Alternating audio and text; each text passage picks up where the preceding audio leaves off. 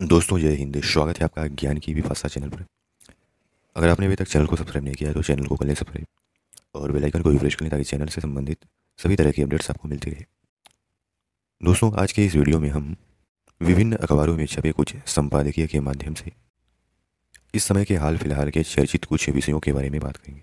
तो आइए अपनी वीडियो को शुरू करते हैं और कुछ महत्वपूर्ण खबरों के बारे में विस्तार से जानने का प्रयास करते हैं। दोस्तों बीते दिनों हमें अखबार में एक आर्टिकल छपा हुआ मिला जिसमें लिखा था कि अल नीनो के असर से अगस्त में 34% कम वर्षा हुई है। यानी अल नीनो का असर है जिसकी वजह से भारत में अगस्त महीने में 34% कम वर्षा हुई है। तो यहाँ सवाल उठता है कि ये अल नीनो क्या है। हम जानेंगे यह क्या है, उससे पहले देखते हैं आर्टिकल में क्या लिखा है। अगस्त का महीना खेती किसानी पर भारी पड़ता दिख रहा है। अल नीनो के असर से यह महीना लगभग सूखा ही गुजरने वाला है। अगस्त में अभी तक औसतन पूरे देश में 34% कम वर्षा हुई है। वर्तमान मौसम में जुलाई तक के 7% अधिक वर्षा के ग्राफ को भी अल नीनो ने नीचे गिराते हुए 10% कम कर दिया है। महीने के बाकी दिनों में भी पर्याप्त वर्षा के आसार नहीं दिख रहे हैं। इंडियन मेट्रोलॉजिकल डिपार्टमेंट की रिपोर्ट यह बताती है कि पूर्वोत्तर भारत के कुछ राज्यों को छोड़ करके देश के अन्य भागों में वर्षा की भारी कमी देखी गई है। सितंबर का पहला सप्ताह भी सूखा ही गुजरने वाला है। दूसरे हफ्ते से हल्की से मध्यम वर्षा होने की संभावना है, लेकिन अल नीनो का असर आगे भी जारी रह सकता है। इसका असर खरीफ फसलों पर पड़ेगा क्योंकि भारत में अभी भी अधिकांश जो फसलें हैं वो वर्षा पर ही निर्भर हैं। इस वर्ष मानसून के प्रारंभ में ही कहा जा रहा था कि अल नीनो की आशंका 50% तक रहेगी, किंतु धीरे धीरे यह मजबूत होता चला गया। मौसम वैज्ञानिक आगे के कुछ महीनों में अल नीनो के ऐसे ही मजबूत बने रहने की आशंका जता रहे हैं। निजी एजेंसी स्काईमेट के प्रवक्ता का कहना है कि भारतीय प्रायद्वीप में अल नीनो का असर अभी अपने शिखर पर है, जो मानसूनी वर्षा पर लगातार असर डाल रहा है। इससे चावल वाले इलाकों में पर्याप्त वर्षा नहीं हो पा रही है। मौसम का रुख बता रहा है कि दिल्ली, पंजाब, हरियाणा, मध्य प्रदेश, उत्तर प्रदेश, बिहार में सूखे की स्थिति में अभी और वृद्धि हो सकती है। उत्तर प्रदेश में वर्षा की मात्रा में 25% से ज़्यादा तक कमी होने की आशंका है। बिहार में अभी जो बाढ़ के हालात हैं वह नेपाल में वर्षा के चलते हैं। झारखंड में भी अगले हफ्ते तक सूखे की स्थिति रहेगी। दोस्तों मौसम वैज्ञानिक इसे 2015 जैसी स्थिति बता रहे हैं। उस वर्ष भी अल नीनो के चलते बिहार, उत्तर प्रदेश समेत देश के कई राज्यों में सूखा पड़ा था। तो यहाँ सवाल उठता है कि ये अल नीनो आखिर है क्या। दोस्तों भारत में वर्षा यानी भारत में कुल वर्षा का लगभग 80% वर्षा मानसून के समय में हो जाती है। मानसून यानी मध्य जून से लेकर मध्य अक्टूबर तक के इन 4 महीनों में ही अधिकांश वर्षा हो जाती है। और मानसून आते ही 2 शब्द अक्सर चर्चा में आ जाते हैं, अल नीनो और ला नीना। स्पेनिश भाषा के ये शब्द इस बार भी सुनाई दे रहे हैं। अल नीनो को जानने से पहले हम भूगोल के 2 प्रमुख कॉन्सेप्ट को समझते हैं। पहला है कि जिस भी इलाके में हवा और पानी गर्म होंगे वहाँ वो ऊपर उठने लगते हैं। अब यह समुद्र का पानी हो या फिर हमारे चारों ओर मौजूद हवा हो, इस गर्म हवा या पानी की जगह लेने के लिए आसपास के इलाकों से ठंडी हवा और पानी की धाराएं इसकी जगह लेने लगती हैं। दूसरा कॉन्सेप्ट यह है कि जहाँ भी समुद्र की सतह का पानी गर्म होगा वहाँ की हवा भी गर्म होकर ऊपर उठेगी। इससे उस पूरे क्षेत्र में लो प्रेशर यानी कम दाब का क्षेत्र बन जाएगा। इसके अलावा गर्म समुद्री पानी भाप बनकर बादल बनते हैं और यही बादल उस इलाके में बारिश करते हैं। यानी जहाँ लो प्रेशर वहाँ बारिश और जहाँ हाई प्रेशर वहाँ सूखा। बात करें अगर अल नीनो या ला नीना की, यानी अल नीनो या ला नीनो, ये दोनों ही भौगोलिक घटनाएं हैं। दुनिया के सबसे बड़े महासागर प्रशांत महासागर में होती हैं। अल नीनो स्पेनिश भाषा का शब्द है जिसका शाब्दिक अर्थ होता है शिशु यानी छोटा बालक। उष्णकटिबंधीय प्रशांत क्षेत्र में पेरू और इक्वाडोर के तटवर्ती इलाकों में पैदा हुई स्थिति को अल नीनो कहा जाता है। यह समुद्र में होने वाली उथल पुथल है और इससे समुद्र के सतही जल का तापमान सामान्य से ज़्यादा हो जाता है।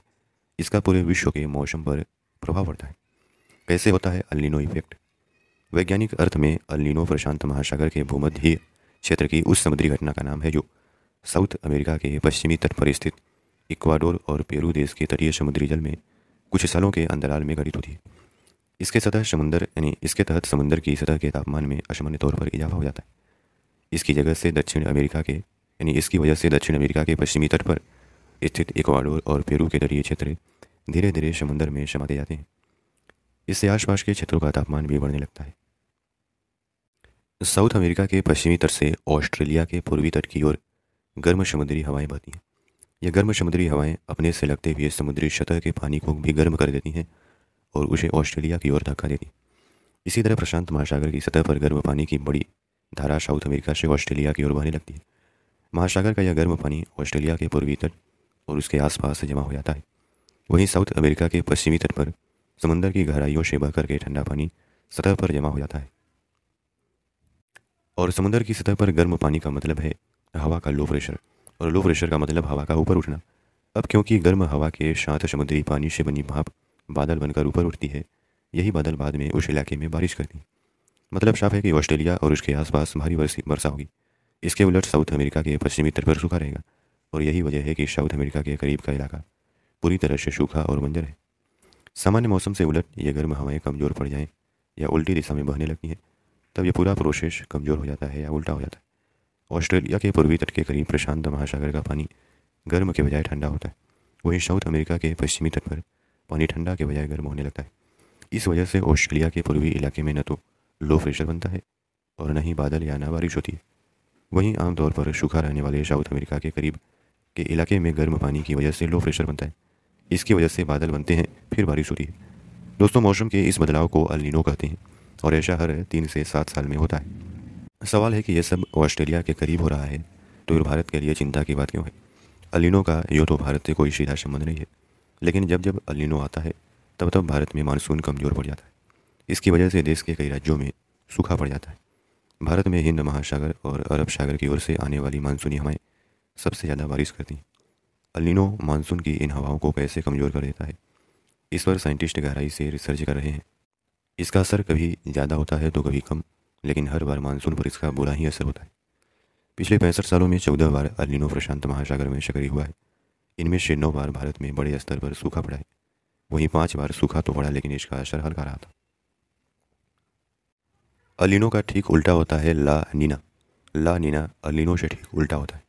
जब प्रशांत महासागर में ऑस्ट्रेलिया की ओर से पानी सामान्य से ज़्यादा गर्म हो जाता है और दक्षिण अमेरिका की ओर सामान्य से ज़्यादा ठंडा, इस स्थिति को ला नीना कहते हैं। यानी इस स्थिति को ला नीना कहा जाता है। इसकी वजह से ऑस्ट्रेलिया के पूर्वी तट के आसपास और ज़्यादा बारिश होती है। वहीं साउथ अमेरिका के पश्चिमी तटों पर और ज़्यादा सूखा पड़ता है। भारत के लिए आमतौर पर ला नीना का असर अच्छा होता है। हालांकि इसकी वजह से कई बार भारी बारिश होती है। इसके कारण देश के कई हिस्सों में बाढ़ की स्थिति भी आ जाती है। इसका नाम आखिर अल नीनो और ला नीना कैसे पड़ा? तो ब्रिटानिका के मुताबिक अल नीनो की पहली रिकॉर्डेड घटना 1525 में घटी थी। ये वो समय था जब स्पेन को जीतने वाला फ्रांसिस्को पिज़ारो पेरू पहुंचे थे। उस समय वहाँ के रेगिस्तान में पहली बार बारिश हुई थी। इतिहासकारों का मानना है कि अगर उस समय रेगिस्तान में बारिश नहीं हुई होती तो उन्हें प्रभावशाली इंका साम्राज्य पर जीत हासिल करने में कामयाबी नहीं मिलती। इस तरह पश्चिमी देशों का इतिहास कुछ और होता। इसके अलावा 16वीं ईस्वी के आसपास पेरू के मछुआरों ने महसूस किया कि समुद्री तट के पर असामान्य रूप से पानी गर्म हो रहा है। बाद में रिसर्चरों ने बताया कि ऐसा अल नीनो की वजह से हुआ था। तो इस प्रकार भारत में जो अगस्त के महीने में 34% कम वर्षा हुई है, उसके पीछे का जो कारण बताया जा रहा है वो अल नीनो को बताया जा रहा है।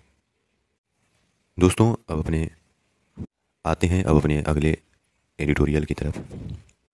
दोस्तों, आज 29 अगस्त है और आज देश में राष्ट्रीय खेल दिवस मनाया जा रहा है। नेशनल स्पोर्ट डे मनाया जा रहा है। दोस्तों, यह दिवस इसलिए मनाया जाता है क्योंकि इसी दिन हॉकी के जादूगर कहे जाने वाले मेजर ध्यानचंद का जन्म हुआ था। भारत का राष्ट्रीय खेल हॉकी है। शायद मेजर ध्यानचंद की वजह से ही हो, क्योंकि इन्होंने एक समय अपने खेल के दम पर भारत को कई गोल्ड मेडल दिलाया था। इसीलिए इन्हीं को श्रद्धांजलि देने के रूप में 29 अगस्त को हर साल राष्ट्रीय खेल दिवस मनाया जाता है। तो आइए एक संपादकीय के माध्यम से इनके बारे में जानने का प्रयास करते हैं। खेलों की दुनिया में भारत अब नई ताकत के रूप में उभर रहा है और देश में हर साल हॉकी के पूर्व कप्तान मेजर ध्यानचंद के जन्मदिन को राष्ट्रीय खेल दिवस के रूप में मनाया जाता है। इस अवसर पर मेजर ध्यानचंद की स्मृति में अंतर्राष्ट्रीय स्तर पर विभिन्न खेल स्पर्धाओं में उत्कृष्ट प्रदर्शन करने वाले खिलाड़ियों को मेजर ध्यानचंद खेल रत्न पुरस्कार भी दिया जाता है।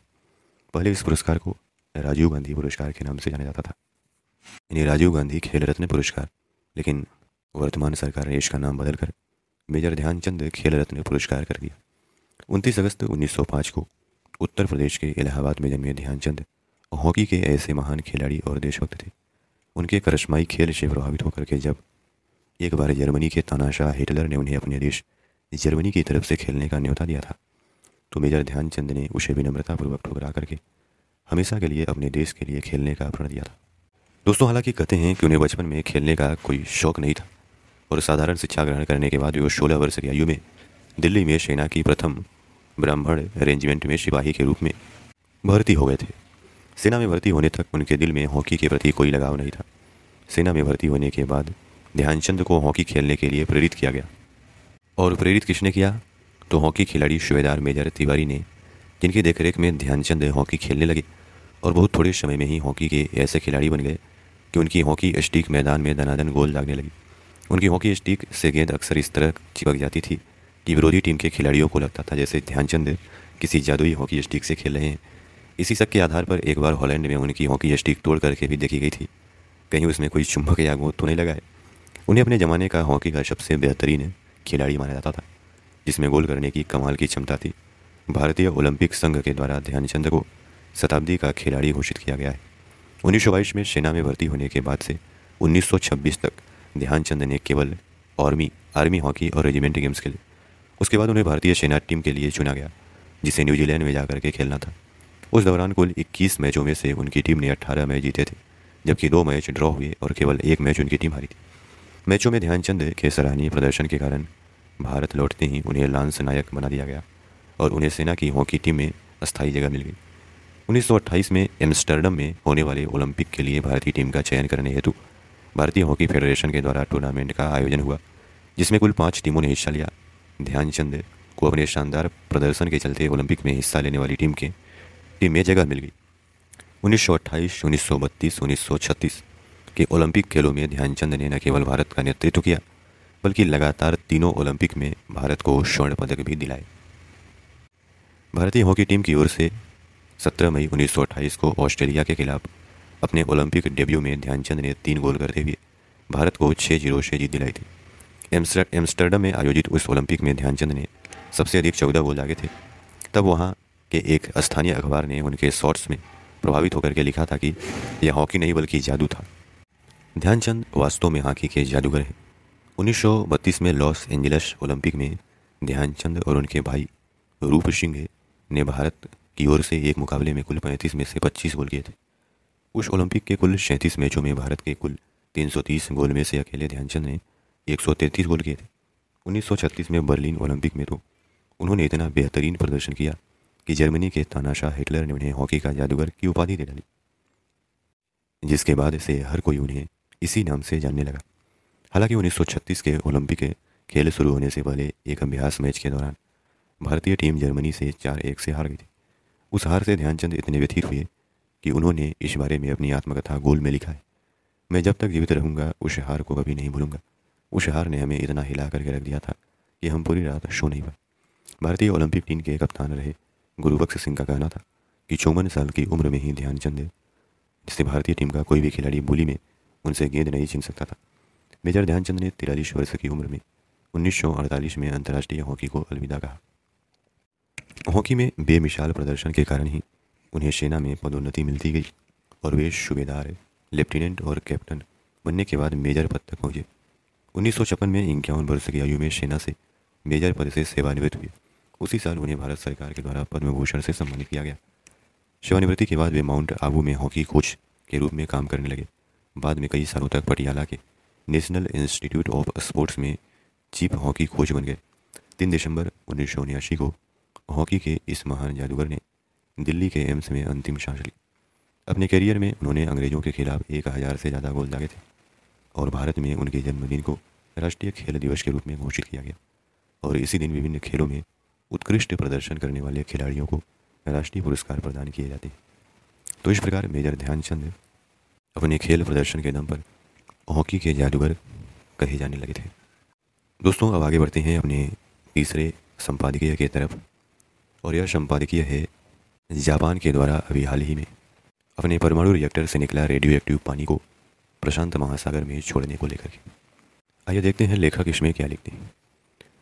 फुकुशिमा परमाणु संयंत्र के उपचारित पानी को निपटाने का मामला जापान के लिए एक स्वर्णिम अवसर था, जब वह पूरी पारदर्शिता और समावेशी ढंग से परमाणु कचरे के निस्तारण का एक नया वैश्विक मॉडल तैयार कर सकता था, लेकिन अफसोस ऐसा हुआ नहीं। लेखक आगे लिखते हैं कि फुकुशिमा दाइची परमाणु संयंत्र में जमा तकरीबन 10 लाख टन रेडियो एक्टिव पानी को जापान ने प्रशांत महासागर में छोड़ना शुरू कर दिया है। उम्मीद जताई जा रही है कि 2011 के शक्तिशाली टोहोकू भूकंप से पैदा हुई सुनामी से पूरी तरह तबाह हो गई इस संयंत्र का सारा पानी छोड़ने में कई दशक लगेंगे। इस प्रक्रिया को अंजाम दे रही टोक्यो इलेक्ट्रिक पावर कंपनी और अंतर्राष्ट्रीय परमाणु ऊर्जा एजेंसी दोनों का कहना है कि इस पानी में विकिरण की मात्रा इतनी कम है कि लोगों और पर्यावरण पर इसका असर न के बराबर होगा। ऐसा कहना सही हो सकता है, पर तभी जब अगले 30 वर्षों तक सब कुछ टेपको की योजना के मुताबिक रहे और कोई बड़ी दुर्घटना न हो। जाहिर है यह तो समय ही बताएगा। लेखक आगे लिखते हैं, लेकिन जो सवाल उठाए जा रहे हैं वे तकनीकी, वैज्ञानिक या रेडियो एक्टिव पहलुओं को लेकर नहीं है, बल्कि स्थापित हो रहे प्रतिमान पर। जापान सरकार और टेपको ने एक ऐसी प्रक्रिया के बाद पानी छोड़ने का फैसला किया जो न तो पूरी तरह से पारदर्शी है और न ही इसमें जापान और दूसरे देशों के उन लोगों को शामिल किया गया है जिन पर इसका असर पड़ने वाला है।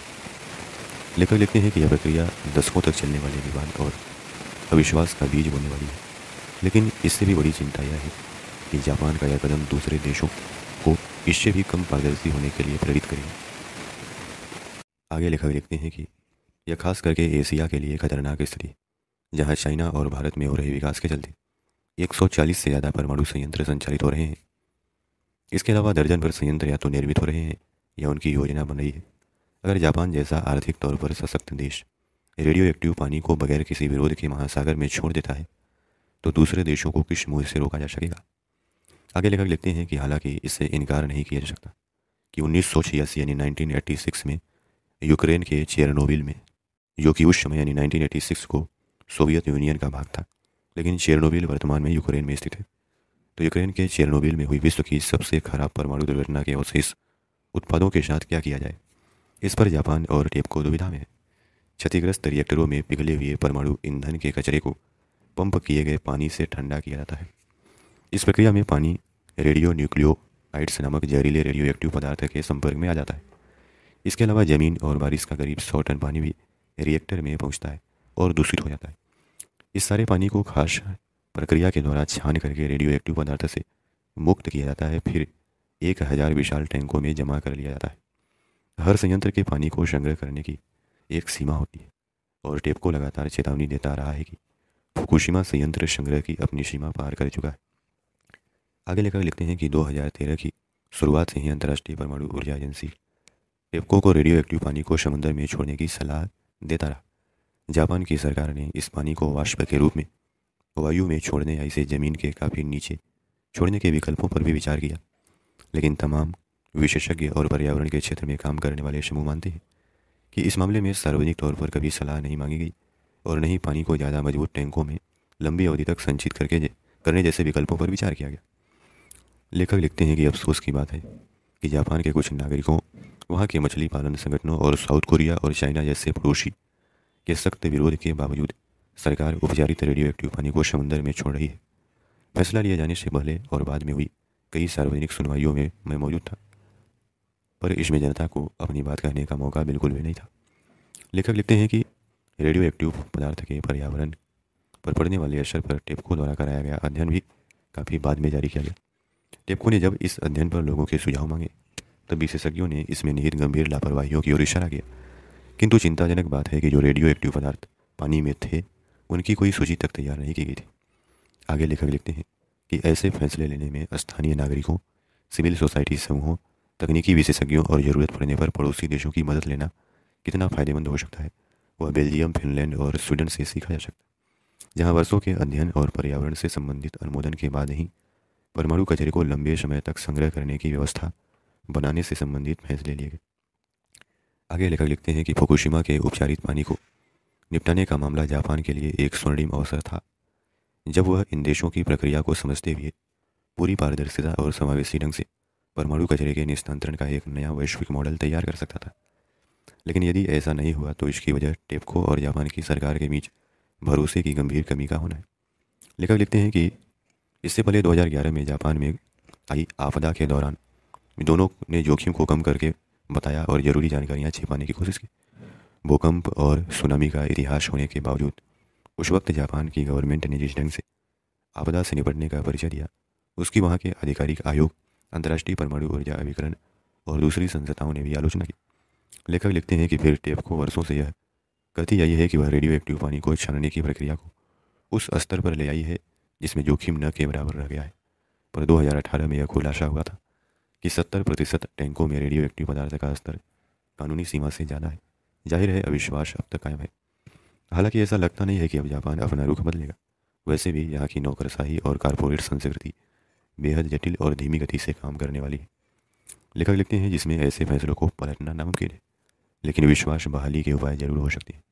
जापान ने अंतर्राष्ट्रीय परमाणु ऊर्जा एजेंसी को निगरानी के लिए बुलाया है, जो स्वागत योग्य कदम है। पर जापान में ऐसे अनेक लोग हैं जो सरकारी आश्वासनों पर भरोसा नहीं करते। लेखक आगे लिखते हैं कि स्वतंत्र अंतर्राष्ट्रीय निगरानी व्यवस्था और प्रक्रिया में उन लोगों को शामिल करना जिनके इससे प्रभावित होने की आशंका सबसे ज़्यादा है। सिर्फ यही दो उपाय हैं जिनसे एक बुरी मिसाल को पूरी दुनिया में अनुकरणीय पहल में तब्दील किया जा सकता है। तो दोस्तों, इस प्रकार जापान परमाणु प्लांट से रेडियो एक्टिव पानी छोड़ने का निर्णय लिया है। इससे आसपास के जो देश हैं जैसे चीन, साउथ कोरिया, ये देश जापान से भड़क गए हैं। चाइना ने जापान से आने वाले सी फूड के आयात पर भी बैन लगा दिया है। जापान ने बीते गुरुवार को समुद्र में फुकुशिमा न्यूक्लियर प्लांट का पानी छोड़ना शुरू किया है। जापान टाइम्स के मुताबिक पहले दिन करीब 2 लाख लीटर पानी छोड़ा गया।